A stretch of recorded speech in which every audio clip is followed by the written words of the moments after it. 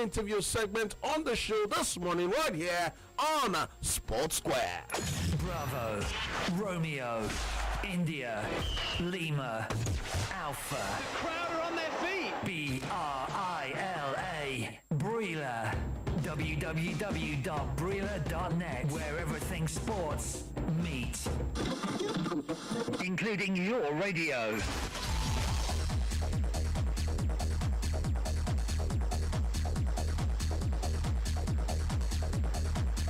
All right, welcome back. Yes, this is where everything sports meet. I tell you, yes, right here on your award-winning station, 88.9 Brilla FM. Well, come. Let's go straight into the locker room. I will start off from the locker room of Arsenal. Not too good news from the man called Arsene Wenger this morning. As I tell you that Arsenal facing defensive crisis ahead of this weekend's FA Cup final against Chelsea, with Gabriel Paulista definitely missing out through injury. The Brazil defender was injured in Arsenal's 3-1 win over Everton over the weekend. A game that also cost the Gunners the services of Laurent Koscielny, who starts a 3-game ban for sending off. Gabriel will be sidelined for 6 to 8 weeks, meaning he could miss the start of pre-season. I tell you, Mustafi, yes, Kodran Mustafi could also miss the Wembley showpiece, with boss Arsene Wenger confirming only today, yes, that the German international is still sick. I tell you, and right there in the locker room, the man is saying,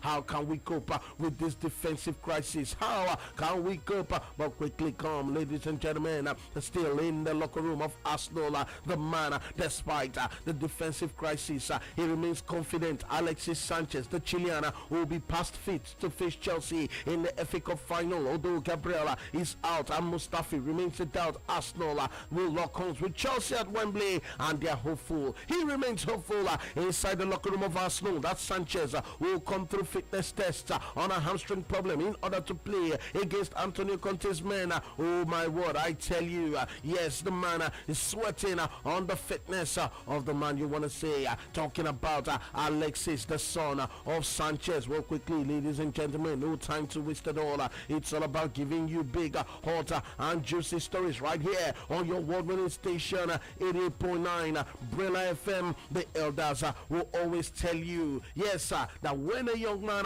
comes in contact with free money, its stay is always short-lived. I tell you. Now come, let's go straight to giving you one right here on the show this morning. Now we go straight to the locker room of the team called Tottenham Hotspur right there. Yes, you know they're leaving White Hart Lane. Oh my word, they will be looking to make an impact when they play at Wembley come next season. But I can tell you one thing, and one thing alone, that's the fact that Dele Alli is speaking this morning inside the locker room of that team. You know, yes indeed, I tell you. And what is the man saying? The man talking about Dele Alli insists Tottenham will be able to compete for silverware come next season. Yes, even without spending big money in the transfer market, if their current crop of players stick together. Oh, you do know it. Yes, the man is speaking it from the heart, saying we don't need to spend big money if our stars remain. An impressive campaign saw Tottenham finish second to, of course, Chelsea in the Premier League with 86 points. Oh my word, what a big one you want to see. An impressive campaign, really. A second straight top 3 finish under Mauricio Pochettino. I can tell you that Ali, who has been linked to the move away, yes, from Tottenham, remains confident his side will be able to compete without splashing out, given the quality they already possess right there for Tottenham Hotspur. Yes, indeed, ladies and gentlemen, the elders will always tell you that no matter what happens, you do not mistake a short man for a boy. No, it's not done. Don't do it. They say if a person's water is not enough for him to take his bath, it will be enough to at least wash his face. The tiger does not dance where scorpions gather to eat. Oh my word, there's no medicine to cure hatred. Come, let's move on. This time we're going straight into the locker room room of the French club called Montpellier, where Michael D. Zakarian has been appointed head coach of the side after they confirmed it. Yes, Zakarian arrived from Ligue 2 outfit Reims as a replacement to Jean-Louis Gasset. Former Paris Saint-Germain assistant Gasset spent half a season in charge right there. I tell you, overseeing a 15th place finish as Monaco won the title. This Zakarian, who is 54 years of age, returns to Montpellier, where he spent 10 years as a player, winning the Coupe de France and Coupe de la Ligue, and he says he cannot wait to hit the ground running. The Armenian boss is coming off a season at Reims, who were 7th following the 2016-17 campaign in France's second division. He previously coached the Knights of Nantes in 2 spells and Clermont, I tell you, and he's so excited, ladies and gentlemen, that one should not give up on his or her dreams. Does not mean they should keep sleeping. Yes, no matter how filled the bus is, the driver's seat is always reserved. Now come, let's go straight to Jose Felix Mourinho, and you know I'm inside the locker room of the team called Manchester United. Yes, I tell you, the man remains confident that his side can go all the way and make things happen against Ajax Amsterdam in honor of those who were injured in the Manchester attacks. Only yesterday, I tell you, Jose Mourinho is charging his team, the likes of Marcus Rashford, the likes of Henrik Mkhitaryan, Paul Pogba. Oh, did I leave out the man called Juan Mata? No, Michael Carrick. Oh, yes, I tell you, stars everywhere. Sergio Romero, the man is telling them, we can do this. We can make it happen against Peter Dotz. And of course, Ajax Amsterdam, the Red Devils trained at their Carrington base before flying out to Sweden for the showpiece against the Eredivisie Giants. United were originally scheduled to host the Primark Media Conference, but that was cancelled after a suicide bomber killed 22 people and injured another 59 at Manchester Arena following a concert by American pop star Ariana Grande, and that was yesterday. I tell you, oh my word, yes, Sports Radio Double the 9, Brilla FM, and the man talking about Jose Felix Mourinho is saying, you know what, we just have to make things happen and honor those who were injured as well as lost their lives. Come on, let's go straight into the locker room of Utrecht Frankfurt, like the elders who always tell you, ladies and gentlemen, I hope you are listening. They say no matter how far an eagle flies up the sky, it will definitely come down to look for food. Ashes will always fly back to the face of the man who throws them. They say when the bush is on fire, the grasshopper has no time to say proper goodbye. Now come, let's tell you that Utrecht Frankfurt boss, the man you know as Nigo Kovac, the Croatian, has pledged his side will throw everything at their opponents. Yes, in a bid to claim the DFB Pokal Cup. Kovac's men are clear underdogs for the Berlin showpiece, with Dortmund having featured in the final in each of the last 3 seasons. Although they lost on all 3 of those occasions, the boss accepts the odds will be against his side at the Olympia Stadium, but insists that Utrecht Frankfurt will not be overawed by playing in the final. I tell you, now come, let's go straight to the next segment. No time to waste at all. It is what the stars are saying right there on Twitter. Give me overdose, oh baby, Simon Quay. All right, overdose still here. Let's go straight to David De Gea this morning.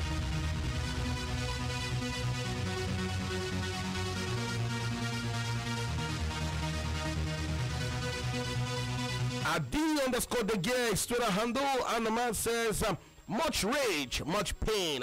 My condolences and support to the victims' family members involved in the atrocious attack to the heart of the city. Bastian Schweinsteiger, B. Schweinsteiger, is also tweeting this morning, and he says, absolutely shocked when I heard about the horrible incident in Manchester. My deepest condolences to everybody affected by this tragedy.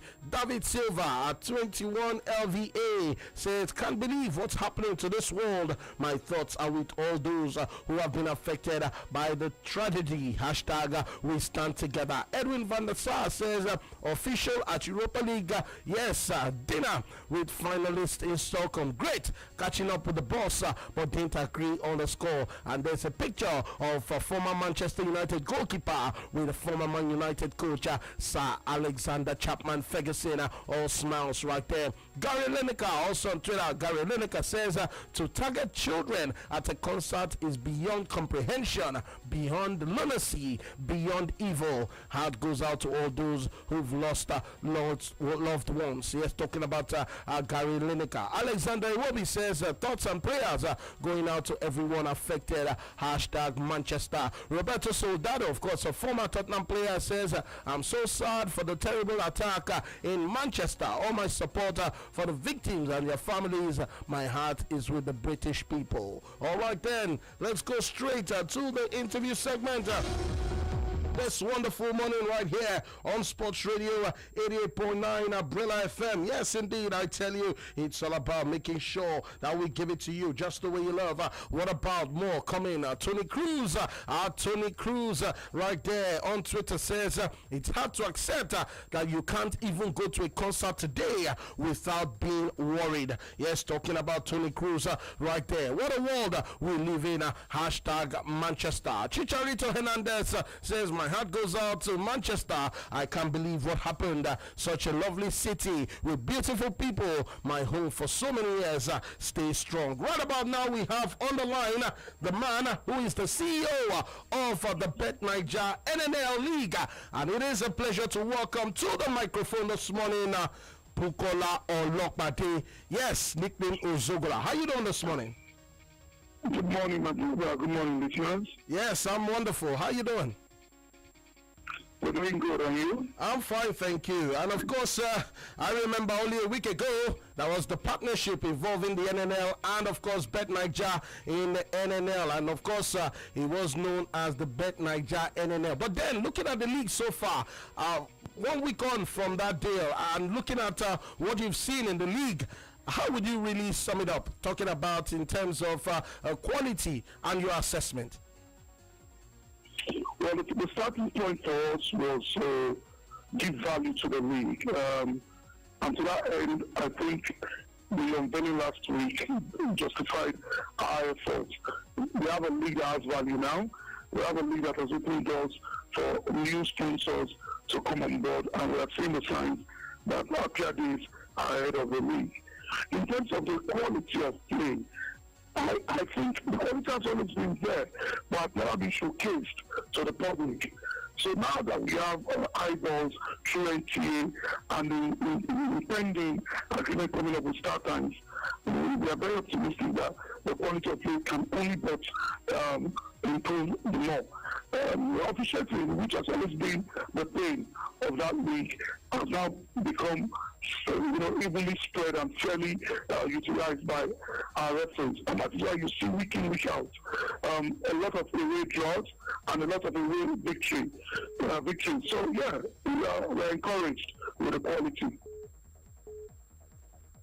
Hey, that's a good one. But then, looking at it, of course, I know that people call you Zogola. Why do they call you by that name?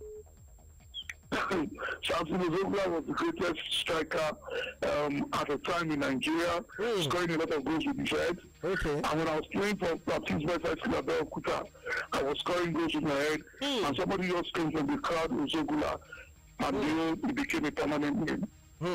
That's wonderful. But then looking at the NNL, how you are looking to make it better? I know that, of course, you are also putting so much effort yourself, and Chidi Okenwafo, who also is, a big man when it comes to the NNL. How are you guys looking to at least make it better to rival the MPFL? Well, please do not use the word rival. Well, the NPFL, NILMC, the Women League, the NLO, we are a family. Nobody is standing as rivals to the other. Okay.